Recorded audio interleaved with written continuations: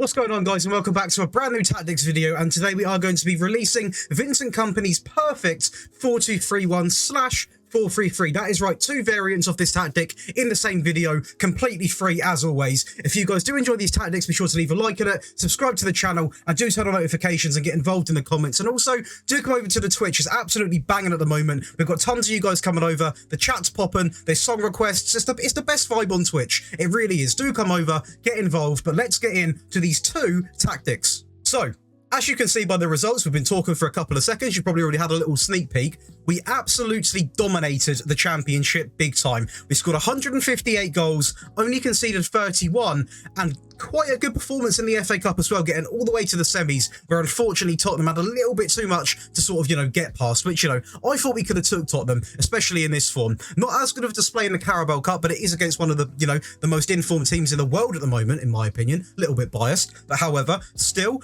you know what, a sensational season. And I'm going to be real with you. In terms of going forward, getting goals, the 4-2-3-1 definitely did seem to overachieve compared to the 4-3-3, but both tactics did really, really well. And got a really high percentage win rate on pretty much across the entire board. The 4-2-3-1 statistically, though, was a little bit better, but I will go over the advantages of the 4-3-3 when we get to it. Now, we're going to go to the data hub then. General performance, sort of a quick look. We're going to be looking at 3.43 goals per game. So again, absolutely incredible scenes here. A ridiculously high amount of goals to get in the championship. The pass completion is absolutely beautiful. Nearly 90% was sat out there. And the goals conceded is also relatively low as well. And that, I think, is mainly because of the amount of possession we had. We pretty much averaged 66% possession in every save we done. In fact, I'm going to go over and show a couple of them as we go in. But do you know what? This tactic just controls the game so well. That midfield works so well in both variants of the tactic, and do you know what, it really is a must use. You have to use it. But we'll go over quickly and we'll look at some of the league stats. But we'll just show this one because obviously we're not going to show all of them because there is going to be 4 to show, but you can see how dominant this 4-2-3-1 is. 66% of the ball, obviously, 7% advantage over Swansea City in second place. Best pass completion, most shots for, over 1,000 shots on target, by almost shots for actually, doesn't state on target, but over 1,000 shots is incredible. Fewer shots against, most shots, and most points per game. A real good set of stats there. And if we go into the squad, the annoying thing about this is, I will say, Nathan Tella, a sensational player in this Burnley side, was on loan, and unfortunately we simmed too far and he got removed from the squad. But he contributed with, I'm pretty sure, a little bit higher than what Vincent done, but unfortunately he did also get injured, and Vincent was playing up front for a little while, which he done quite a good job in. I'm going to be real. We've got 51 goals, 30 assists from Vincent. We've also got this guy's obviously out on loan, Weghorst, not bad in the United team. 20 goals, 1 assist, 12 goals, 14 assists here. We're going to have, where else we've got Brownhill coming in with 8, 14 coming in for, that is Brownhill also assists, 5 goals, 2 assists in for Twine, Jack Cork. In fact, we're probably better off filtering by assists right now. 16 for Cork, Brownhill with 14, as I said, Zarori with 14 as well, Connor Roberts with 16, 8 coming in for Coolan, Taylor coming in with 5, but it is very annoying. It happened in both saves. Taylor contributes massively in this team, and there's also another lone player, which unfortunately, I forgot the name of now, but there was quite a few in this Burnley side, so we're not going to be seeing the full squad, so it's not the full story, because this at the moment sort of looks like this sort of one player getting all the goals, but you have my word, and you'll see when you use this tactic yourself, it is going to be a contribution of all the front sort of, the left-handed side, the right-handed side, and the striker in that sort of 4-2-3-1. And also the advanced playmaker does get involved as well, but typically it is the wider players and the striker getting most of the work done. And now again, 4-2-3-1, just to keep it very, very clear. We went to Anderlecht, and do you know what? It was actually a really, really good season. Not only did we win, obviously, the Belgian Pro League, we won the Belgian Cup, but also a very, very impressive display in the Conference League, where unfortunately, Villarreal just beat us. They won 2-0 in the first leg, and we won 3-2 in the second leg. So if we wouldn't have conceded as many goals in the second leg, things could have went a little bit differently, but still a very, very good season. 94 goals scored, only 23 conceded. The data hub's going to look quite generous as well. As you can see, pass completion over 90% this time, 91.14. 4, 2.35 goals per game, and conceded per game ridiculously low. And I think a lot of that is a mixture of really good defending, but also it's the sheer possession. This season we had 66% possession, we actually were second. It is going to be Genk that come in and got rank 1, but still 66% of the ball to dominate over the entire season is absolutely incredible. And the squad stats we can actually see, luckily Fabio Silva did stay in this screen because he's an absolute baller. 63 goals, 30 goals from Raman. I'm not going to say that because I'll butcher it. 12 for Vertonghen, Amanzu coming in with 11, 8 for him. Dawara coming in with 6. This guy's one hell of a player as well. I really like this guy. And you can see with the assists as well, we've got 22, 13, 12, 11, 11, 11, 8, 8. So, you know, this upwards is actually quite a good amount of contributions to the season. So a fair few players, but this tactic's sort of all built around, you know, controlling the game, obviously dominating possession and things like that. So it's not really advertised as a true goal scorer masterpiece, but it does pick up a lot of goals purely because of the sheer dominance you've got in that team. When you've got the ball, you can create chances. That's pretty much how football works. But they're going to be the two 4-2-3-1s. We're going to hop over now and show you the alternative tests with his version of the 4-3-3. Before we do go over and test with that 4-3-3 though, guys, if you are enjoying yourself, please do right now leave a like on the video, subscribe to the channel, and please do turn on notifications. As I mentioned before at the start of the video, please do come over to the Twitch. It's absolutely popping right now, and there's also a free Discord for you guys to join, where pretty much we talk tactics, you can get requests in there, we talk Wonder Kids, we help you with saves. It's a really, really good community we've got. That's why I advise joining it, because everyone's super friendly and we just have some really good conversations. So do feel free to pop over. Links are all in the description. So we then go over with the 4-3-3 and tested with Burnley just to see sort of the results, the differences. And as you can see, not as many goals as we did mention. And that's because this one sort of, I don't know, I was actually expecting the 4-3-3 possibly to perform a little bit better when it comes to goals and things like that. But it was sort of vice versa in many scenarios. And we actually come out still winning quite comfortably. 109 points here compared to QPR. Quite a good season there with 86 points. Goals scored 87, conceded 13. Not a very good display compared to the other one. In terms of the cup, obviously, the discipline's actually really good with this system as well compared to some of the tactics. They do get a little bit aggressive, I must admit. The data hub is going to be quite... Is it going to be, so there you go, 1.89, so not as many goals at all. So I would definitely favour that 4-2-3-1 in terms of actually going forward, grabbing goals. Conceded per game's better though, so this strikes me as the more sort of controlled one. The sort of, you know, that's the way I'll describe it as. This would possibly be the one you look to switch to more just... You know, possibly you're a couple of goals up. You then look to, you know, just ease the game out and, you know, just like that. That would be my sort of advice. And still a very, very high pass completion rate. If we go into the squad right now, though, the goals are going to be a little bit lower. Obviously, Teller's not going to be here either, which does not help. We've got 20, 17. That's actually Weghorst there. So we've got 17, 15, 8, 5, 4, 4. But Nathan Teller was missing, who provides a lot going forward. So I do apologise about that. In terms of the assists, we've got 10 from Westwood, Roberts with 9, 9 for Taylor, Coolan with 7, and Brownhill coming in with 5. Then quite a few people getting involved here. But it would look a lot better with Teller, I must admit. But unfortunately, we sim too much in advance twice. It's because we're pretty much simulating in different leagues. And I sort of got carried away because obviously when they're simming, I don't literally sit here and just watch it go through. I go and do something. So that's exactly why. But you know what? Still a very, very good season in terms of obviously the championship win. And we did test with his previous side, but not manager-wise, player-wise.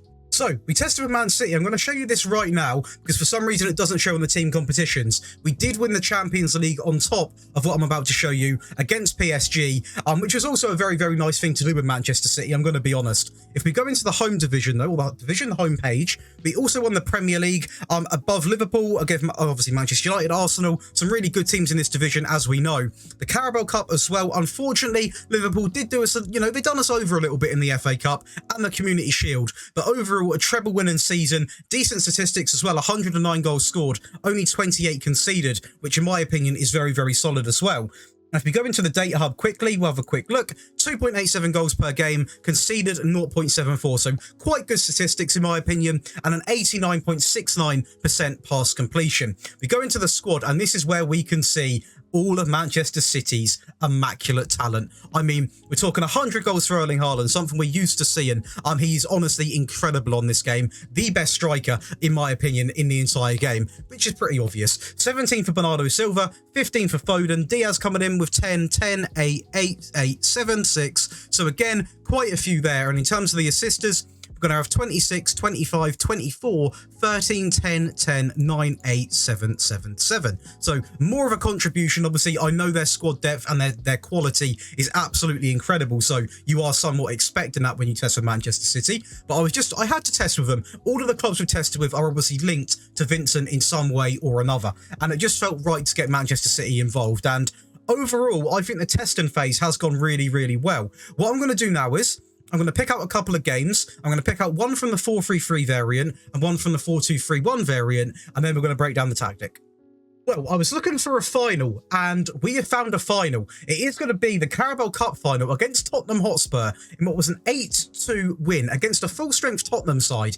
And I do want to point this out as well. This is with the 4-3-3, and we did obviously go a goal behind right from the back, which is going to look like a little bit of a dodgy one. It's a little bit of a ball everywhere job, and it eventually gets headed in, and it's a little bit useless keeping, in my opinion. But we do bounce back here, though. We can see there De Bruyne picks up the ball into Haaland. That's an elegant first touch, and what a beautiful finish into the bottom left-hand corner. And that ties things up. So that was 2 goals inside of 11 minutes. We go again here, down the right-hand side with Bernardo Silva. Sort of slows down, cuts back into De Bruyne. You can see there the options instantly next to him, into Rodrigo, into Pellegrini, who hits it into the bottom left corner. And what an immaculate goal that was. It's the beautiful thing about this tactic, guys. It plays so well in the midfield, but you also do look to obviously link it out wide and then come back inside, something which this tactic, as you can see, does so often, purely from that bit of play there as well.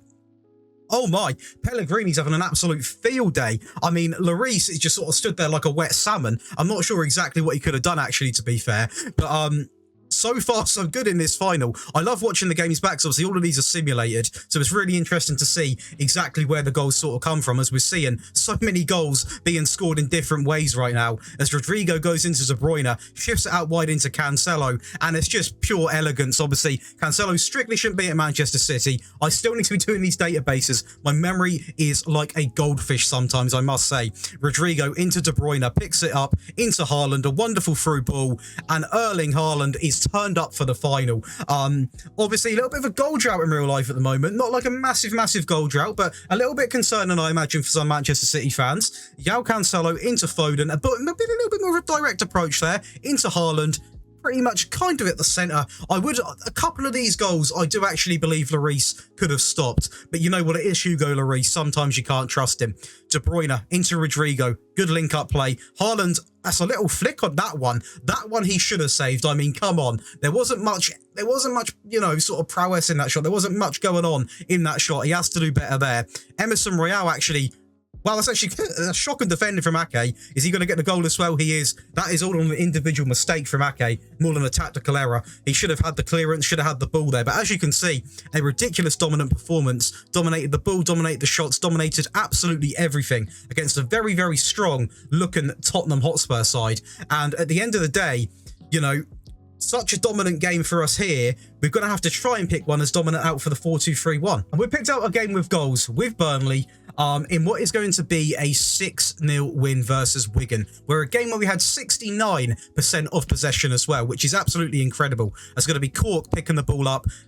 A lovely little first-time touch there, back into Teller. A little bit lucky, he sort of hit it into the goalkeeper's leg. It bounced off and Brownhill gets a tap in. But we're going to take that all day as we step up for a penalty into the bottom left-hand corner. Goodmanson obviously played such a big role in this Burnley side. Taylor going down the left-hand side now. Is he going to come back or is he going to get it in the box?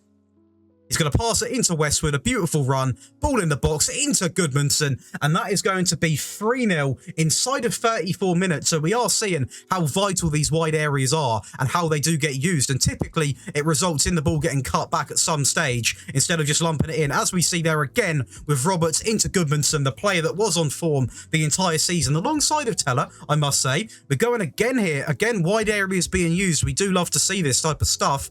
Is it going to be cut back? Poor defending, shocking defending, and a sort of a gift, that one. A sort of wrapped up, tipped away and sent. Awful defending, absolutely awful defending. Brownhill over the top. Again, is it dodgy defending again coming out of this Wigan side into Teller, who drives it across. Again, a bit of shocking defending, and it's going to be Rodriguez who does get the goal. And do you know what? It was a deserved win, but a lot of them goals definitely felt a little bit preventable in my opinion. But overall, a joy to test with both versions of this tactic, and we're now going to break down both of them. So it's going to take a little bit longer, but it is 2 tactics for you guys in one video. I do want to quickly say, guys, before we do break down these tactics, be sure to show some love on the video, leave a like, comment, and what managers you want to see next, or possibly just a formation. And again, if you've got a little bit of time in the afternoons, we're live every single evening this week, 5:30 onwards. We're going to be live, apart from Sunday, which is slightly later because of the Manchester United game. Do come over, get involved. You can see all my schedules on my social media or via the Discord. But let's go ahead and break down these two tactics. So we're going to kick things off with the 4-3-3 to start. Now this one is a very, very good tactic in my opinion, but if I was to pick one, I would probably go with the 4-2-3-1 because obviously statistics wise, and I believe even trophy wise, we actually did do a little bit better. Now it is built, both of them, off the custom control possession sort of tactical style, and they don't actually alternate in terms of player roles, or player roles they do alternate a little bit, but pretty much everything is going to look very similar from the 4-2-3-1 for the 4-3-3. All it is simply a position change, really, just to sort of shape up the midfield in a different way. And the reason why this one, in my opinion, does obviously do a little bit better defensively is because obviously you haven't got one that is literally pushed up here, and then you're not left with two sort of in the midfield. You stack the midfield out, and that means you just control the game a little bit better, in my opinion. So we're going to kick things off then on a positive mentality with this 4-3-3. In possession, you want fairly wide, play out of defence, much shorter, slightly higher, work ball into the box, and mix crosses. In transition, you want counter press, distribute to the centre-backs, and take short goal kicks. Out of possession, you want a high defensive line, high press line of engagement more often, and prevent your goalkeeper distribution.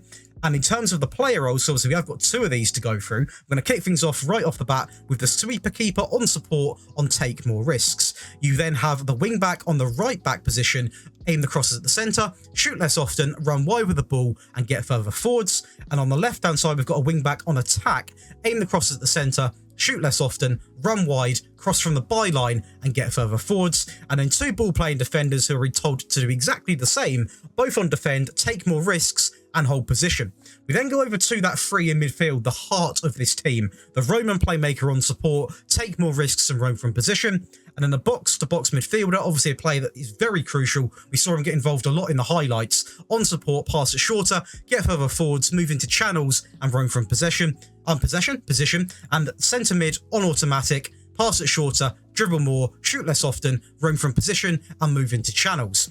We then go over to the front three. On the left-hand side, we've got an inverted winger on support, get further forwards, dribble more, and cut inside with the ball. On the right, we've got an attacking one. You can probably see the pattern here. The wing-backs on support, the wingers on attack, vice versa. Yes, they can be switched as well. This one, inverted winger on attack, shoot more often, dribble more, cut inside with the ball, and get further forwards. And then to finish it off, pretty common sense in his system, a press and forward on attack, move into channels, close down more, and tackle harder. Now, there are a few things you can change with this. I'm going to say it quickly.